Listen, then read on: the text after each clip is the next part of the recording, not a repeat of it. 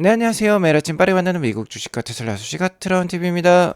자, 오늘 테슬라가 크게 올랐습니다. 8%가 넘는 상승을 보여주었는데요. 강력한 되돌림이 나왔어요. 다시 상승을 하려고 하는 것일까요? 이 점 오늘 같이 알려드리도록 하겠습니다. 자, 제가 어제 방송에서 테슬라가 6% 급락을 했는데 4분기 인도량 때문에 좀 주가가 충격을 받았다라고 말씀을 드렸죠.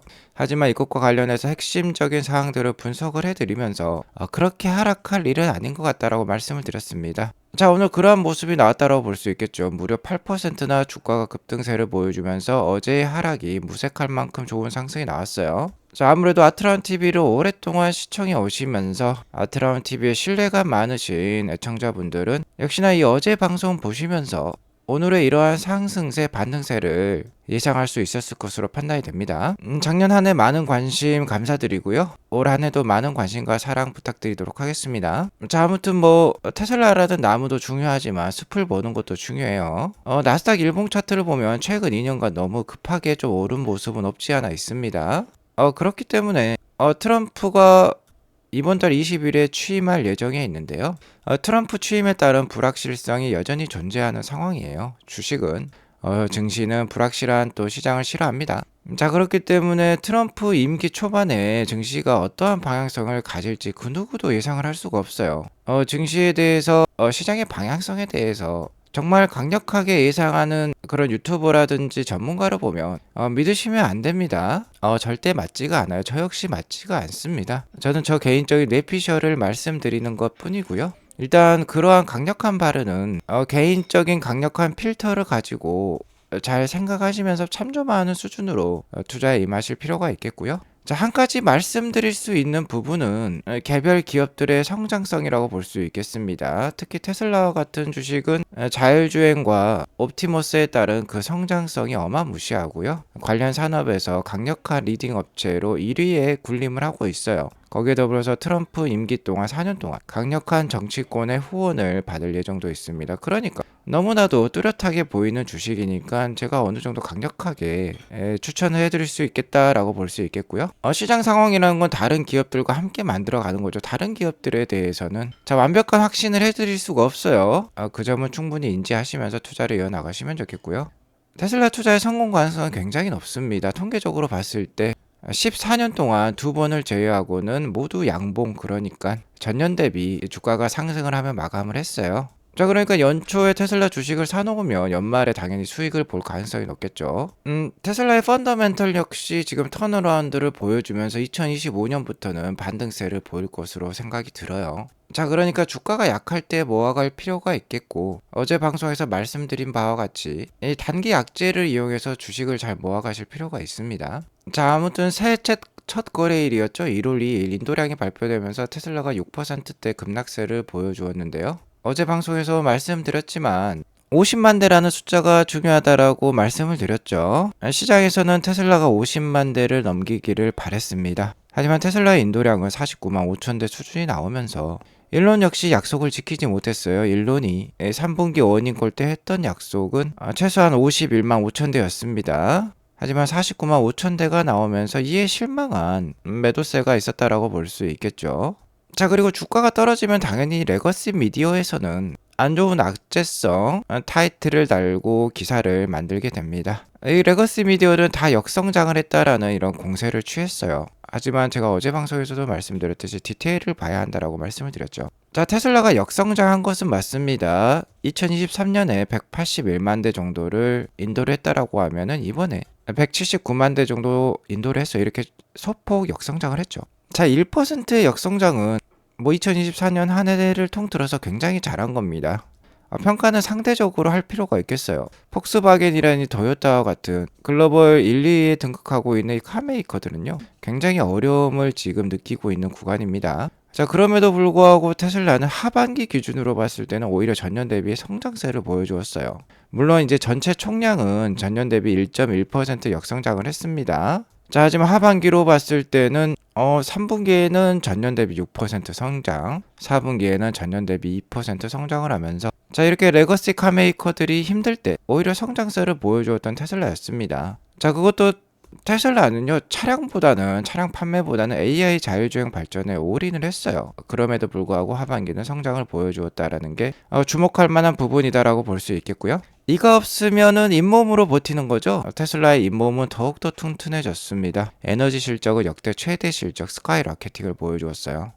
무려 전분기 대비 59% 성장, 전년 동기 대비 243%나 오르는 기염을 토했습니다. 자, 그래서 어제 방송에서 말씀을 드렸죠. 4분기 실적, 인도량은 낮았지만 실적은 괜찮을 것이다. 현재 4분기 기관들의 EPS 컨센서스는 0.76불이에요. 인도량이 좀 낮게 나온 만큼 컨센서스가 좀 떨어질 수도 있겠지만 어쨌든 0.76불이라고 가정을 해보면 제가 예상하는 EPS는 최소 0.82불 정도는 될 것 같습니다. 왜 그러냐면 ESS, 이 메가팩 실적이 워낙 잘 나왔기 때문에 3분기 EPS 대비 약 한 14%가 상승할 룸이 있겠다라고 해서 어제 제가 계산을 해드렸었어요. 자, 궁금하신 부분은, 그리고 어제 방송을 안 보신 분은 여기 우측 상단에 있는 링크를 통해서 어제 방송 꼭 시청해 보시기 바라겠고요. 2024년 한 해 전년 대비 인도량은 1.1% 빠진 179만 대 수준이 나왔지만, 자, 이러한 부분은 이 급성장 과정에서 잠시 쉬어가는 구간이라고 보시면 됩니다. 테슬라는 정말 쉴 새 없이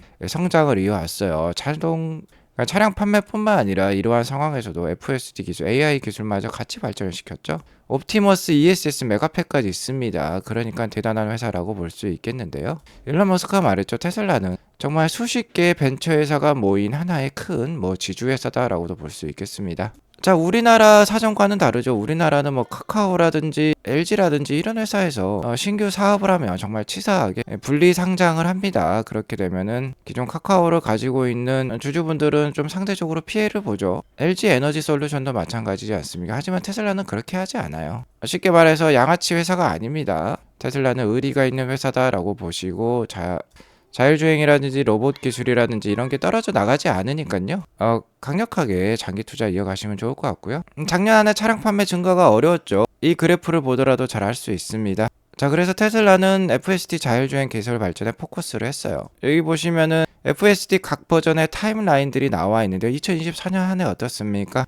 기존에 업데이트 횟수가 거의 한 2배, 3배 정도 증가를 해 보였어요. 자, 그만큼 얼마나 테슬라가 FSD 자율주행 기술에 포커스를 했는지 이 도표를 보면 잘 알 수 있죠. 자, 그리고 최근에는 하드웨어 3를 위한 버전 12.6도 새로 발표를 했습니다. 자, 여기서 의리가 느껴지는 거죠. 하드웨어 4만 현재 FSD 버전 13이 활용이 가능한데요. 기존에 5년 이상 된 차가 되겠습니다. 그런 하드웨어 3를 가지고 있는 차량에도 계속해서 업데이트를 시켜주면서 자율주행 기술을 보급을 해주고 있어요. 정말 고마운 회사죠. 자, 그러니까 어떻습니까? 만약에 호재가 딜레이가 된다라거나 실적이 단기적으로 안 좋게 나와서 주가가 하락 또는 횡보를 하면 추매로 대응하실 필요가 있겠어요. 자, 가장 중요한 점은 2025년 들어서 가장 중요한 점은 이렇게 열심히 발전시켰던 FSD 기술이 올해 그 열매를 맺는다라는 점이 되겠습니다. 올해 하반기가 되면 언스퍼바이즈드 FSD, 그러니까 완전 자율주행이 출시가 되고요. 로보택시 네트워크도 시작이 될 수 있어요. 테슬라 같은 경우는 보험 사업도 함께 하고 있기 때문에 완전 자율주행을 달성을 해서 레벨 4, 레벨 3 이상이 되게 된다라고 하면은 이 제조업체에 이제 사고 발생 시 책임이 있는 것입니다. 하지만 테슬라는 보험회사도 같이 운영을 하고 있기 때문에 이 기술에 대한 보장 능력이 더욱더 낮겠다라고도 볼 수 있겠습니다. 보험과 함께하는 자율주행이라고 하면은 소비자들도 그렇게 큰 거부감이 없을 거예요. 자, 그리고 작년 안에 이 그러니까 자동차 판매가 역성장을 했더라도 아쉬워하실 거 없습니다. 올해는 정말 대형 모델 2개의 신규 모델 발표를 눈앞에 두고 있기 때문이에요. 모델 Y 신형은 2개로 분리되어 나온다라고 말씀을 드렸죠. 그리고 거기에 더불어서 모델 Q도 기다리고 있습니다. 모델 Y와 같은 경우는 벌써 중국 공장에서는 하루에 2,400대 정도를 생산해내고 있다라고 해요. 일단 빠르면 다음 주에 공개를 한다라는 말도 있는데, 정확한 뉴스는 1월 말 정도에 되면 실제 이제 판매가 시작될 것이다, 인도가 시작될 것이다라는 루머가 있습니다. 자, 거기에 더불어서 기가 상하이뿐만이 아닙니다. 기가 베를린 역시 모델 Y 주니퍼를 생산하고 있다라는 얘기가 나오고 있어요. 이미 근로자 관련돼서 이 기가 베를린에서 모델 Y 주니퍼 생산과 관련된 근로자 교육을 실시를 하고 있다라고 합니다. 굉장히 좋은 뉴스라고 볼 수 있겠죠. 자, 작년 한 해 유럽의 역성장이 좀 뼈아팠습니다. 자, 하지만 모델 Y와 모델 Q가 유럽 시장에도 나온다라고 하면은 유럽 시장의 역성장이 아닌 순성장 우리가 만나볼 수 있을 것 같고요. 자, 모델 Y 주니퍼가 나온다라고 하면 이러한 모습이 기대가 되어지고, 자, 여기 보이는 이미지는 실제 이미지는 아닙니다. 가상의 이미지이고 테슬라 홈페이지의 오더 주문 페이지라고 볼 수 있겠죠. 이런 식으로 나올 가능성이 높겠다라고 참조만 하시기 바라겠고요. 자, 색상은 뭐 이런 색상들이 있겠죠. 전면 부분이 참 엣지가 있습니다. 나오면 정말 잘 팔릴 것 같아요. 자, 뭐 테슬라만 발전하고 있는 것은 아닙니다. 중국 시장 이제 신에너지 차량이 전체 신차 판매량의 절반 50%까지도 올라왔다라고 하는데요. 자, 이러한 중국 시장의 성장과 함께 테슬라의 강력한 대항마 경쟁업체죠. BYD가 올해 배터리 EV 세일즈가 기가 막힙니다.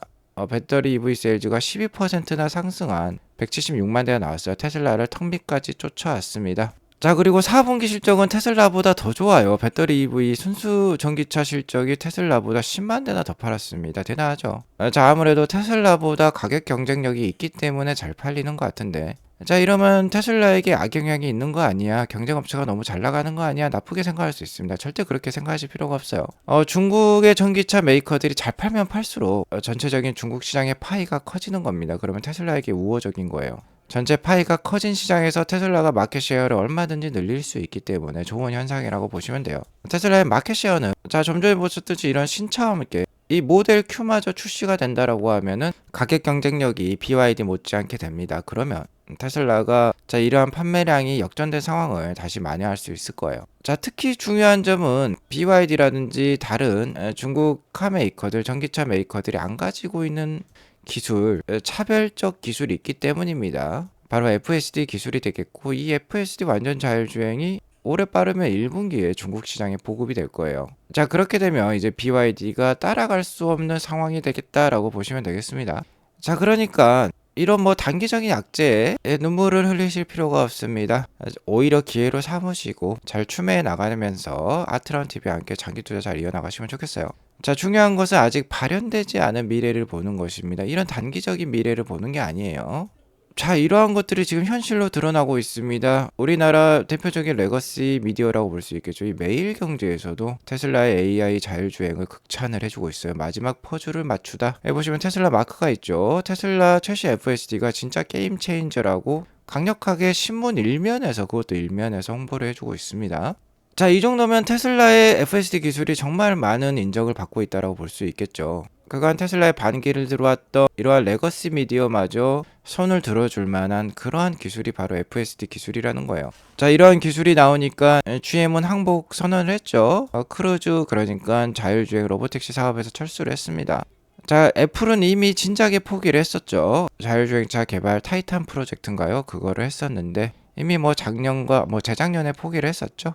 자, 웨이모는 어떻게 될까요? 나머지는 이제 남은 거는 구글의 웨이모라고 볼 수 있겠는데, 구글의 자존심이 걸린 문제니까 계속 할 것 같아요. 하지만 가장 강력한 문제가 있습니다. AGI가 불가해요. 자, 아직까지는 라이다 기반이기 때문에 테슬라만큼 AI 기술이 올라오지 않았습니다. Artificial General Intelligence. 그러니까 어떠한 상황에서도 인간과 같은 판단을 내릴 필요가 있는 AI 기술이 자율주행이라고 볼 수 있겠는데, 에이모는, 자, 여기 보시면 이러한 라이더 센서를 가지고 있기 때문에 자, 한정된 구역에서만 지금 활용이 되고 있지 않아요. 그러니까 이미 주어진 루트만 좀 운행을 할 수 있는 그런 기술이다라고도 볼 수 있겠습니다. 자, 눈앞의 미래는 이미 테슬라를 향하고 있습니다. 주가는 단기 악재에 크게 내릴 수 있지만 명약 관화와 같은 그런 미래가 펼쳐지고 있는 테슬라니까 좀 더 장기적인 안목으로 투자를 이어가시면 좋을 것 같고요. 지난 방송에서 1분기 인도량은 빠질 수 있다라고 말씀을 드렸습니다. 이 모델 Y 주니퍼가 나오면서 아무래도 기존 올드 모델 대비 생산량은 좀 줄어들 수 있겠죠. 자, 1분기 인도량이 빠진다라는 소식이 나오면 어제와 같이 뭐 6%대 더 급락세가 나올 수도 있겠죠. 자, 그러한 것을 기회로 활용하라는 뜻이 되겠습니다. 자, 참고로 작년 한 해 한국에서는 테슬라가 총 29,754대를 판매를 했어요. 전년 대비 무려 80%나 증가를 보여주었습니다. 올해도 잘 팔릴 것 같습니다. 테슬라의 기본 색상이 기존에는 화이트였는데 그레이로 바뀌었어요. 우리나라 사람들 그레이 색상 참 좋아하죠? 자, 여기 보시면 그레이 색상이 190만원대였는데 영원으로 바뀌었어요. 올해에도 좋은 한국 판매량이 예상이 됩니다. 오늘 이것으로 방송을 마치도록 하고요. 오늘 방송이 도움이 되었으면 구독과 좋아요, 알람 설정 꼭 눌러주세요. 자, 그리고 아트론TV 멤버십도 많은 사랑 부탁드리도록 하겠습니다. 즐거운 주말 보내시기 바라겠습니다. 감사합니다.